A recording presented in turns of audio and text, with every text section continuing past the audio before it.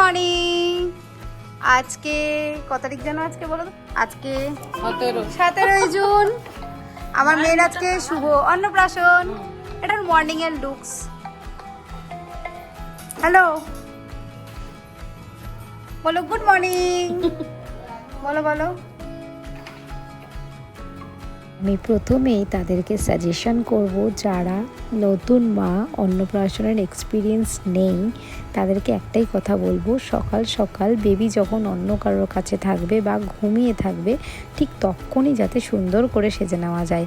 আমি এখানে করেছিলাম আগের দিন রাত্রেবেলায়, এমনিতেই আমাকে রাতে জেগেই থাকতে হয়, তাই আগের দিন রাত্রেবেলাতে আমি চুলে ক্রিম্পিংটা করে রেখেছিলাম। তারপরে নিজে রেডি হয়ে নিয়ে মেয়েটাকে আস্তে আস্তে রেডি করলাম। আর ওদিকে 5 রকম ভাজা আর পায়েস ছিল আমার করার জন্য। বাদবাকিটা সব আমার মা, দিদিভাই দুজন মিলেই করে দিয়েছিল। আর এদিকে মেয়ের স্নানের জন্য জায়গাটা রেডি হয়ে গেছে, কিন্তু স্নানের আগে বেবিকে কিন্তু একটু রেডি করে ভিডিও করে দেওয়ার পরে ওকে জলে স্নান করানোর জন্য রেডি করতে হবে। আর এখানে এই পদ্মগুলো আগেই ওর পাপা বড়বাজার থেকে কিনে নিয়ে এসেছিল। আর ছোট্ট ওই যে হাঁসগুলো ভাসছে, সেগুলো আমার মাকে আমি অনেক দিন আগে বলেছিলাম দীঘা থেকে নিয়ে আসতে। আর তারপর মেয়ের গায়ে একটা এরকম সাদা রঙের কাপড় দিয়ে দিয়েছি, তার কারণ ও স্নানের টাইমে কিছুই গায়ে রাখবে না, আর ছিল বেশ গরম। তাই আমি সাজেস্ট করব এইভাবে রাখলে বেবি কিন্তু অন্নপ্রাশনের দিনে অতটা কাঁদবে না। একটি বাচ্চা যেরকমভাবে অন্নপ্রাশনের দিনে মানুষ দেখলে ভয় পায়, কাঁদে, আমার মেয়ে কিন্তু ঠিক ততটাও সেরকম করেনি। ও কিন্তু কাজের টাইমে কাজগুলো করেছে। এই যেমন ওকে সাজিয়েছি, জামা পরিয়েছি, ঠিক তারপরে ও কিন্তু সুন্দর করে ওর ফটো ভিডিওগুলো করে নিয়েছে। ও তো বাচ্চা, ওর তো এখন এটাই কাজ, শুধুমাত্র কান্না করা। হাসিটা সেটা ভীষণ রেয়ার। পাশে এই যে কলসিটা, এটা কিন্তু আমি নিজের হাতে বেশ কিছুদিন আগে একটু একটু করে রেখেছিলাম। আমার মনে হয়েছে আমি ইউনিক কিছু একটা আমার মেয়ের অন্নপ্রাশনের ভিডিওতে রাখার চেষ্টা করব। তাই এই কনসেপ্টটা আমি ইউটিউবের কোনো একটি ভিডিও থেকেই পেয়েছিলাম, আর তারপরে এটাকে আমি তৈরি করে নিয়েছি। পরিচয়টা করিয়ে দিই, আমার পাশেই রয়েছে দিদি ভাই, মানে ওর বড় মা, তারপর রয়েছে ওর পাপা, তারপর রয়েছে আমার মা, তারপর রয়েছে ওর জেম্মা, তারপর রয়েছে ওর ঠাম্মা। এবার অনেকেই হয়তো বলবে, এইটুকুনি বাচ্চা, তাকে এত কেন হলুদ দেওয়া হচ্ছে, এত কেন এরকম করা হচ্ছে? হলুদ কিন্তু অ্যান্টিসেপটিক, আর এই হলুদটা পিওর খাঁটি কাঁচা হলুদ, এটাকে মিক্সিতে পেস্ট করা হয়েছে।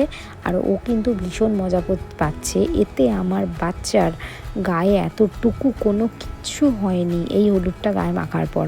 আমি তো স্ট্রিক্টলি ডিসিশান নিয়েছি, ও আর একটুখানি জাস্ট বড় হবে, ওই 8 থেকে 9 মাস মতন, ওকে সপ্তাহে 1 দিন করে এরকম কাঁচা হলুদ বেটে আমি গায়ে মাখাবো। এতে হয়তো স্কিনটা একটু হলেও ভালো হবে, একটু হলেও গ্লো করবে। তার সাথে সাথেও স্কিনের অনেক ব্যাকটেরিয়া, অনেক কিছু প্রবলেম ওর কিন্তু কমতে সাহায্য করবে। আর এখানে জলটা আমি সামনের দিক দিয়ে ঢালতে বলেছি, কারণ না হলে এরকম স্পিডে যদি জল ওর মাথায় পড়ে, তাহলে সেটা ওর জন্য খুবই ক্ষতিকর হবে। আর এই সামনে থেকে জলটা পড়লে ওদের ভিডিও শ্যুটটা করতেও ভীষণ ভালো লাগবে। যাই হোক, আমি তো আমার মতন করে করার চেষ্টা করেছি। এবার দেখা যাক ফাইনাল ভিডিওটা সবার সামনে কবে আনতে পারি। তো আর শুধু এই দুধ জলে ফেলে রাখা যাবে না। এরপর ওর যে বাথটব রয়েছে, তাতে ভালো পরিষ্কার জল দিয়ে তাতে ওকে স্নান করানো হচ্ছে। আর তারপর ওকে কোলে নিয়ে ওকে আমাকে বরণ করে তারপর আমার কোলে নিয়ে নিতে হচ্ছে, এটা নাকি নিয়ম। তো আমার এসব জানা ছিল না, কারণ আমি তো বেসিক্যালি ইনবর্ন বাঙাল, তো আমাদের মধ্যে এই নিয়মগুলো কিন্তু নেই। এই নিয়মগুলো আমার জন্য একদম নতুন। কিন্তু হ্যাঁ, আমি যখন যেটা করি সেটা ভীষণভাবে এনজয় করি। আর আমার মেয়েও হয়তো যখন বড় হয়ে ভিডিওটা দেখবে, তখন ও দেখবে যে কত কত নিয়ম হয়েছে। আর এই যে ভাই, ও এসেছে কিন্তু তেলেঙ্গানা থেকে ও এসেছে শুধুমাত্র আমার মেয়ের মুখে ভাত তুলে দেওয়ার জন্য। আর আমার ভাই মানে হচ্ছে আমার মায়ের ভিক্ষা ছেলে। শুনেছি একমাত্র আমার মায়ের ভিক্ষা ছেলের নাকি সব রকম অধিকার রয়েছে আমাদের প্রতি। ও আমার বিয়েতেও যেমন ভাইয়ের কর্তব্য দায়িত্ব পালন করেছিল, ঠিক সেরকমই আমার মেয়েকে অন্নপ্রাশনে মুখে মিষ্টান্ন আর পায়েস আর ভাত ওই তুলে দিল। আর পিছনের ব্যাকড্রপটা ওটা 4 দিন আমার সময় লেগেছে খুব টাইম হাতে নিয়ে এটাকে তৈরি করার জন্য। আর সমস্ত সাজানোর কনসেপ্টটা সেটা কিন্তু আমার হাজব্যান্ডের, আর সেইটাকে পুরোটা অ্যারেঞ্জ করেছে রয়্যাল ইভেন্ট অর্গানাইজার। যদি কেউ চাও এরকম কনসেপ্টে সাজাতে, তাহলে কমেন্ট বক্সে আমাকে কমেন্ট করতে পারো, আমি ডিটেলস সেখানে দিয়ে দেব। তো যাই হোক, মাকে নাকি দেখতে নেই অন্নপ্রাশনের ভাত খাওয়ানোটা, কিন্তু আমার প্রশ্ন, মাকে যখন দেখতে নেই তাহলে মা যখন পরে ভিডিওতে দেখবে তাতে কোনো সমস্যা হবে না তো? কেন জানি না দেখতে নেই। মা কষ্ট করে ওকে পৃথিবীতে আনে, মানে যে কোনো বাচ্চাকে পৃথিবীতে নিয়ে আসে, কিন্তু তারপর বাচ্চার এই ভালো ভালো মুহূর্তগুলো থেকে মাকে দূরে রাখা হয়। জানি না এটা কোন কালের নিয়ম, কি আর এই নিয়ম কোনো খাতাতে ব্যাখ্যা করে লেখাও আছে কি না তা আমার তো জানা নেই এত বছরে। কারোর যদি জানা থেকে থাকে তাহলে আমাকে প্লিজ কমেন্টে জানাবেন, আমিও একটু পড়তে চাই বা কোনো বইয়ের নাম জানতে চাই যেখানে এগুলো লেখা রয়েছে। যাই হোক, মানুষ মানুষের ভ্রান্ত ধারণা নিয়েই থাক, আমি আমার ধারণা নিয়েই থাকি। সবসময় চাইবো যে মেয়েটা যাতে ভালো হয়।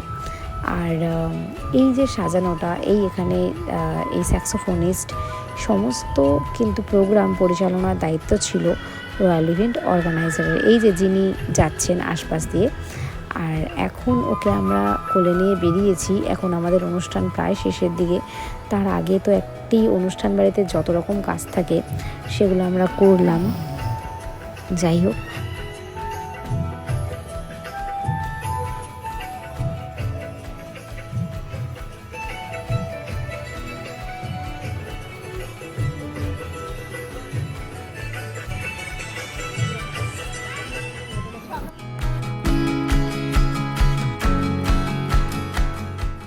হ্যালো গাইস, নিজের মেয়ের অন্নপ্রাশনের অনুষ্ঠানে আমি খাবার খাবো না, এটা কি হতে পারে বলো? তাই আমি এখন সকাল থেকেই খাচ্ছি।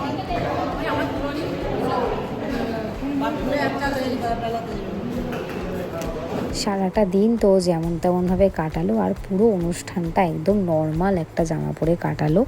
তো মানুষ মনে করবে যে এরা সবাই এত এত সেজেছে, বাচ্চাটাকে একদম কিছু পরায়নি, যার অন্নপ্রাশন তাকেই কোনো ভালো জামা পরায়নি। আসলে ও এত কাঁদছিল, আর সেই জায়গাটা এসি থাকা সত্ত্বেও প্রচণ্ড গরম ছিল, তাই ও কিছুই পরতে চায়নি, তাই জন্য ওকে পরানো হয়নি। আর বাড়ি আসার পরে এই যে ওর জুয়েলারি গিফট পাওয়াগুলো, ব্যাগগুলো যখন ওর সামনে দিলাম, ও প্রচণ্ড এক্সাইটেড, শুধু কোন ব্যাগটা ছেড়ে কোন ব্যাগটা দেখবে, কোন ব্যাগটা ছেড়ে কি হবে। তো সেই সমস্তই চলছে এখন ওর সাথে। আর এইদিকে ও এই গিফটগুলো পেয়েছে, এখানে কিন্তু ও স্কুলে যাওয়ার ব্যাগ থেকে স্কুলে যাওয়ার জলের বোতল থেকে ও মোটামুটি সবই পেয়েছে। আর বেশ 2-1টা কেটলি পেয়েছে, আর টেডি বিয়ার কিছু পেয়েছে। যেটা সবথেকে ভীষণ ভালো লেগেছে সেটা একটি মেমোরি সেভ করে রাখার মতন বই, মানে যেটাতে ওর একদম ছোটোবেলা থেকে 5 বছর বয়স পর্যন্ত অনেক কিছু তাতে লিখে রাখা যাবে। ঠিক যেরকম ওকে প্রথম কে গান শুনিয়েছিল, ওকে প্রথম কে কোলে নিয়েছিল, ওকে প্রথম কি গান শোনানো হয়েছিল, ওর যখন জন্ম হয় তখন ওর কত হাইট হয়েছিল, কত ওয়েট হয়েছিল, ওকে কে কী নাম বলে ডাকে, তাদের ছবি সহ সমস্ত কিছু।